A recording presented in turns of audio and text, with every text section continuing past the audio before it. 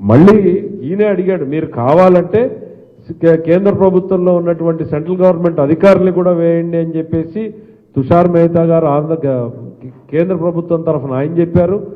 ఆంధ్రప్రదేశ్ రాష్ట్ర ప్రభుత్వం నుంచి కూడా జగన్మోహన్ రెడ్డి గారి దుర్మార్గపు ఆలోచనలకు తావు ఇవ్వకూడదని మొన్న జరిగినటువంటి దాంట్లోనే మీరు ఏ విచారణైనా వేసుకోండి, సిబిఐ వేసుకోండి, జడ్జిలు వేసుకోండి, ఇంకోటి వేసుకోండి, మేము సహకరిస్తామనేటువంటిది రాష్ట్ర ప్రభుత్వం స్పష్టం చేసింది.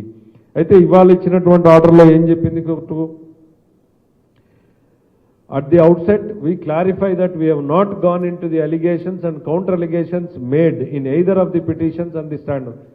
ఆరోపణల మీద ప్రత్యారోపణల మీద మేము అసలు లోపలికి పోనే లేదు అని మీరు కోర్టు ఏదో వెళ్ళిపోయినట్టు, రాష్ట్ర ప్రభుత్వాన్ని ఏదో తప్పు పట్టినట్టు, ఏలెత్తి చూపించినట్టు గంటన్నర సేపు కంఠశోష పెట్టారు.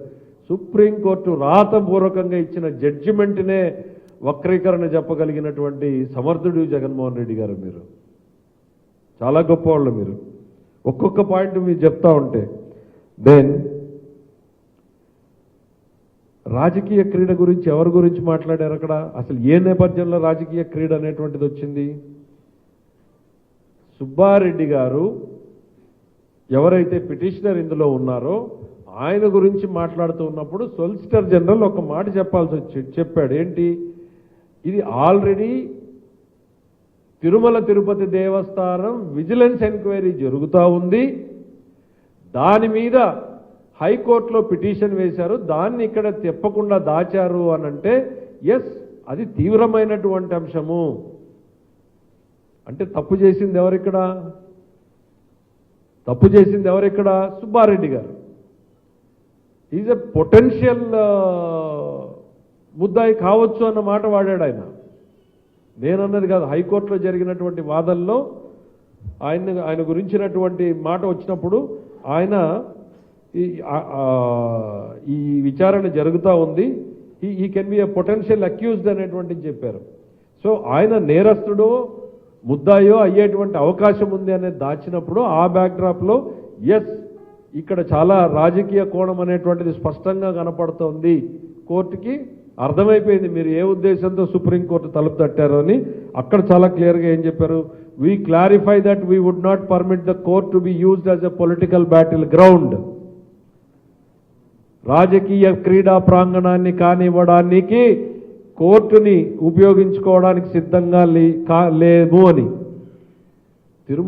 తిరుమలేశుడినో తిరుమల వెంకటేశ్వర స్వామినో రాజకీయ కారణాలకు వాడుకోవడం గురించి అసలు కోర్టు ప్రస్తావించలేదు. ఇక్కడ రాజకీయ కారణాలకు కోర్టును ఉపయోగించడానికి బ్యాటిల్ గ్రౌండ్కి కోర్టు ప్లాట్ఫామ్ ఇవ్వము అనేటువంటి దాన్ని కోర్టు స్పష్టంగా చెప్పింది. ఇన్ని వక్రీకరణల్ని జడ్జిమెంట్ వచ్చిన అరగంటలోనే అసత్యాలంటే నిజం చెప్పులేసుకోకముందు అసత్యం ఒక రౌండ్ వేసి వస్తుందని చెప్పినట్టుగా మేము కోర్టు ఆర్డర్ వచ్చి చెప్పకముందు జగన్మోహన్ రెడ్డి గారు గంటన్నర సేపు లైవ్ పెట్టి దీనికి వక్ర భాష్యాలు చెప్పేసి ఆయన వెళ్ళిపోయాడు.